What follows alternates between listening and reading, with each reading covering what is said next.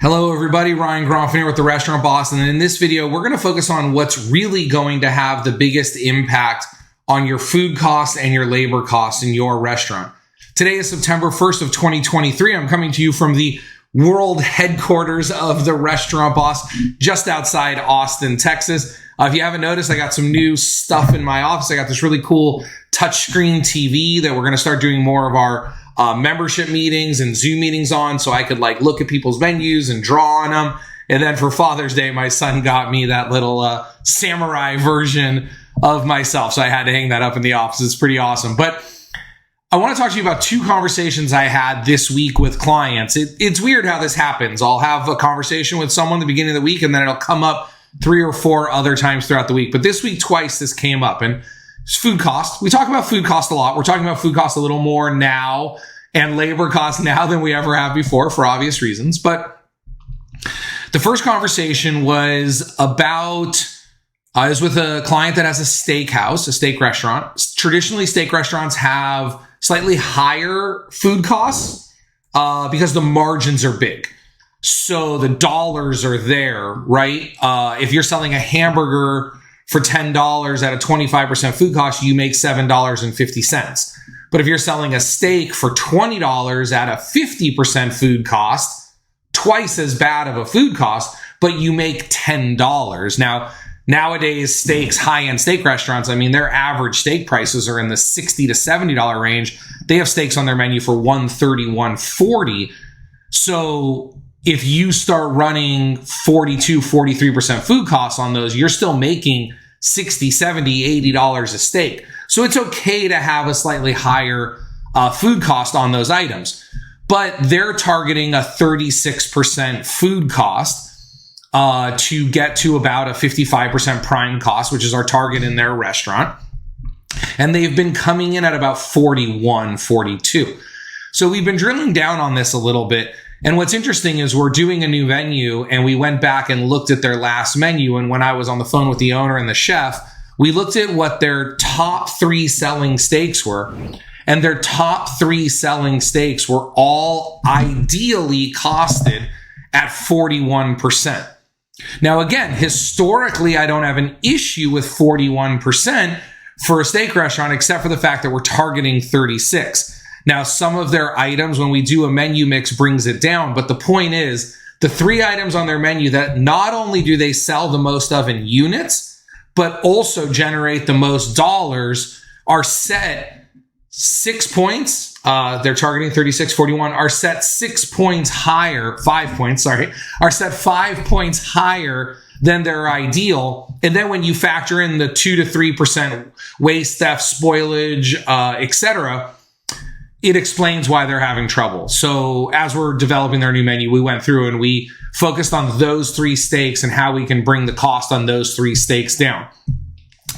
Similarly, the next day I had a conversation with a pizza client that was talking to me about wanting to control portion sizes. I'm a big fan of portioning stuff. If you haven't heard me talk about this, I love portioning. Portion your pasta. Portion your mozzarella sticks, portion your chicken tenders, portion your wings, portion, well, not pizza cheese. I have different ways of doing that. But the point is, you have to have portion controls in place. Now, he was talking to me about, we're going to go in the kitchen. We're going to portion everything. We're going to portion salad, like every ingredient on salads. We're going to measure it. Instead of just a handful of diced tomatoes, we're going to give them the right size spoon. I love that. That's music to my ears. It makes my heart fill with warmth that clients and restaurant operators are talking about putting spoons in containers that are measured to their recipes. However, I know this restaurant pretty well, and I asked the manager to run a PMix report. And when the manager ran a PMix report, we discovered that year to date, this restaurant has sold $26,000 in salads and has sold close to $800,000 in pizza. Now, if you're struggling with food costs or you want to improve the efficiency of your operation and make your food cost, whatever, lower, higher profit, going and doing what he was talking about on salads, even if they get it perfect, would have such a small impact when at the end of this year, they're going to sell 1.2, 1.3 million in pizzas and maybe 40,000 in salads. Now they have entrees and all kinds of other stuff. This restaurant does about 3 million in sales. But like what I said is, let's focus on the pizza.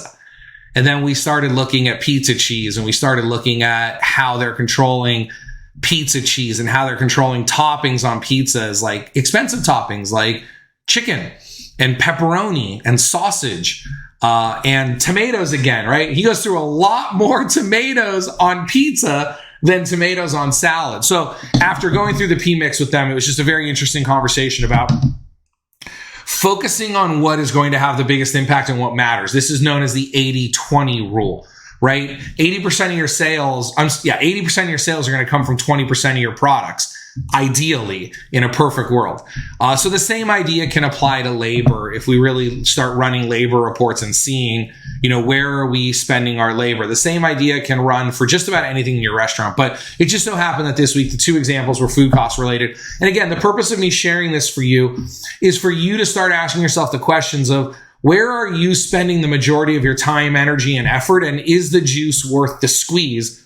As many of you know, like for example, I am not a proponent of inventory, of full inventory systems in restaurants. I instead prefer to use some averages and some rolling cost formulas like we provide through our software, ClickBacon.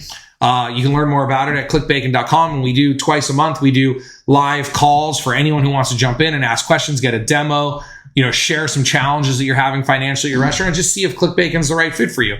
But the point is, going through a full inventory program and setting up recipes for everything and the amount of hours it takes to do that, it's not that it doesn't work and it's not that it's not highly valuable. It's just the question is the juice worth the squeeze? So the point of today's video is focus on what is going to matter in your restaurant. Identify the areas that little changes will have massive impact instead of focusing on the areas where you need to have massive changes to have minor impact. I've got some other stories to share kind of about this topic. One just popped in my head. That's why I paused there for a second, but now is not the time to share it. Actually, you know what? If you're still here watching, let's share this story. I call this the wet rag.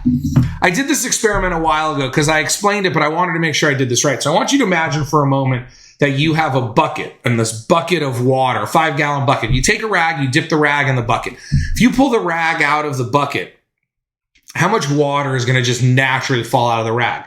Well, I know this because I tested it. It's about 60%. 60% of the water, literally, just pick it up and hold it, 5-6 seconds, about 60% of the water falls out of the rag, about 40% remains.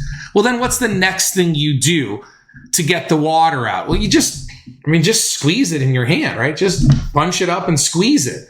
That's going to get another 25% of the water out. Well, let's say 20. So now we only have, right? We've got about 60 plus 20, about 80% of the water out. So the rag is still wet. Still has 20% of its moisture in it. Well, then how do you get it out? Well, the next thing you do is you wring it. So you organize, in